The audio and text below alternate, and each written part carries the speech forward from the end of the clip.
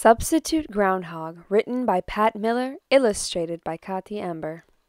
The day before Groundhog Day, Groundhog woke up sick.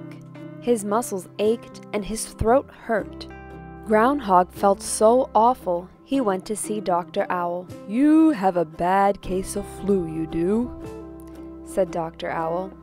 "You need hot clover soup and bed rest for 2 days. "How many?" asked Groundhog.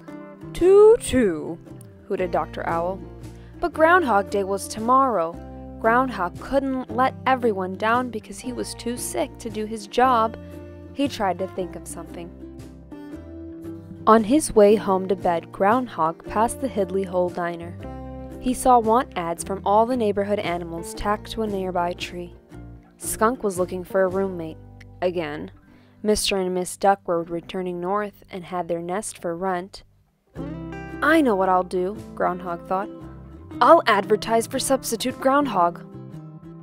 By 10 o'clock, a line of animals waited to try out. "Great," said Groundhog with a sneeze. "Surely one of you could do Groundhog Day for me." Mole was first. "You have to go down in my hole," Groundhog told Mole. "It's pretty dark down there." "No problem," said Mole. "My hole is even darker." Mole got comfortable underground. "Now come up and look for your shadow," Groundhog shouted. Mole peeked over the edge. His little eyes squinted. "Well, Mole, what do you see?" Mole spoke to a tree. Is that you, Groundhog?" Groundhog blew his nose. "This won't work. I need someone who sees well." "I can see well," said a voice from overhead. Groundhog looked up and saw Eagle. Eagle swooped down.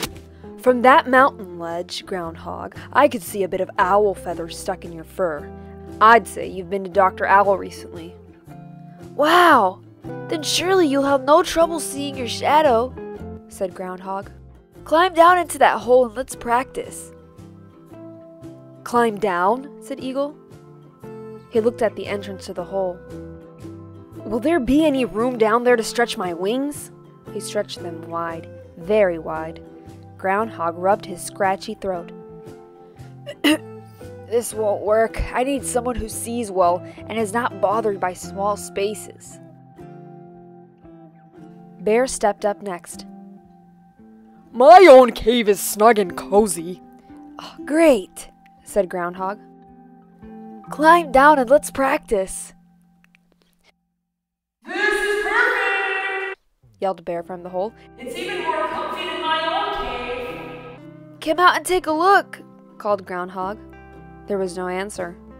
Groundhog poked his head below ground. "Bear, come look for your shadow."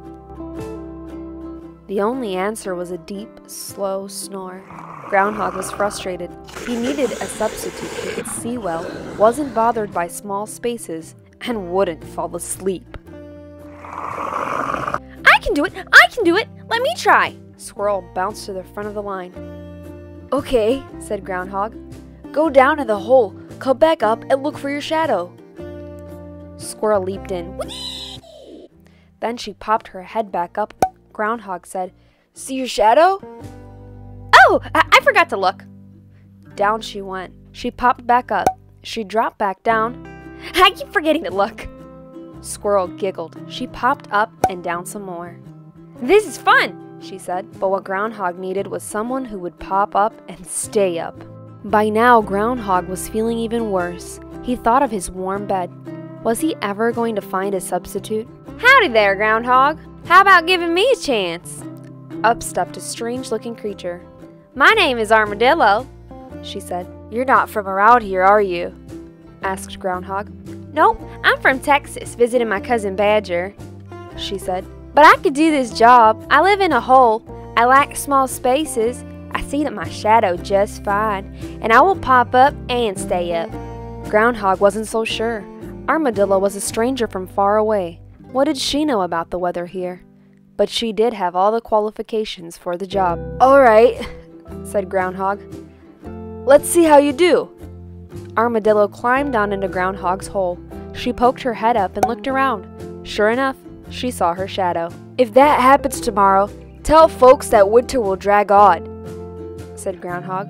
But if you don't see your shadow tomorrow, spring will come early. Got it, said Armadillo. I think you're just the substitute I've been looking for, said Groundhog. You're hired. Thanks, said Armadillo. They shook paws. Then Groundhog climbed down his hole into bed. He slipped warm clover soup. He plumped his pillows and tucked his sore self under the flannel quilt. The next morning, the animals gathered early to hear what Armadillo would say. It was cold and crisp as the sun peeked over the forest. Badger served hot chocolate. Squirrel bounced and cheered for Armadillo. Eagle flew high above the trees. Muddy Mole looked sleepy, and Bear was still in bed. The animals grew quiet as Armadillo poked her head up and carefully looked around. There on the ground, she saw the shadow of her tiny ears and pointy nose. 6 more weeks of winter, she announced. Armadillo dropped back into Groundhog's hole. Did you hear that, Groundhog? 6 more weeks of winter. Groundhog groaned from his bed. How you feeling, Groundhog? Armadillo asked. A little better, but I'd feel a lot better if it was spring already, Groundhog said. Spring already? Said Armadillo. Say, that gives me an idea. Armadillo found Groundhog's suitcase. Get your gear together, Groundhog, she said. It's already spring in Texas. You can come home with me. Really? Said Groundhog. He imagined himself rolling in warm grass instead of sneezing through 6 more weeks of cold. You bet, said Armadillo. Groundhog jumped from his bed. He grabbed his teddy bear and his toothbrush and tossed them into his suitcase. I've always wanted to see Texas. Do you think they have cowboy hats in my size? Asked Groundhog. Sure as Texas has a Lone Star, said Armadillo. Together they walked through the cold to the bus station, and their shadows followed them all the way there.